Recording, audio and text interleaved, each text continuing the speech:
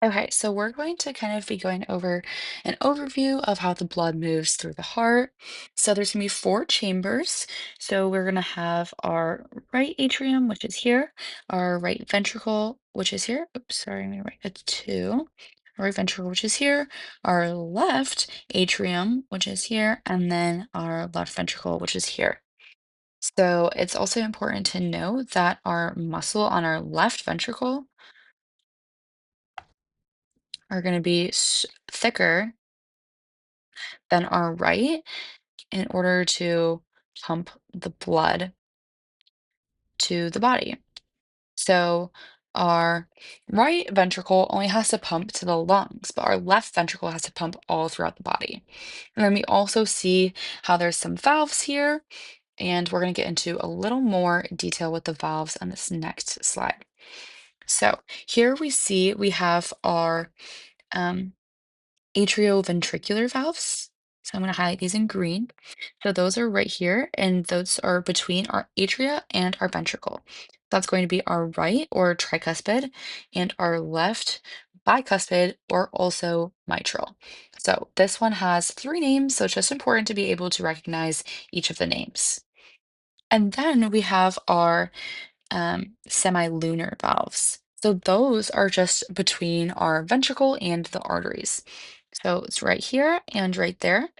It's also called our pulmonary semilunar when it goes to the lungs, which makes sense. Our pulmonary is also our lungs.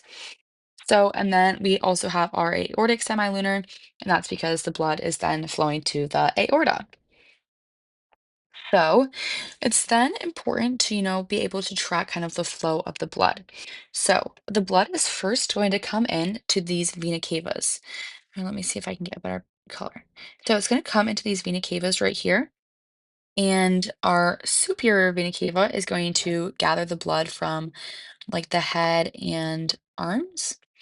And our inferior vena cava is going to gather the blood from our legs and lower body. So that's where the blood comes from. And this blood is deoxygenated because it's already been throughout the systemic circulation. So it's going to flow in here into the right atrium. It's going to flow through this right AV valve and up through the pulmonary semilunar, all the way up here into these pulmonary arteries.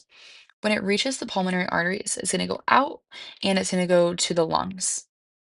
And that's where it's going to receive its oxygen. When it's coming back from the lungs, it's going to come into the pulmonary veins right here, down into the left atrium, through this left AV valve, and into the left ventricle.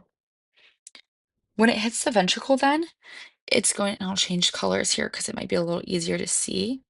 When it hits the ventricle, it's going to go up through the aortic semilunar valve and into the aorta.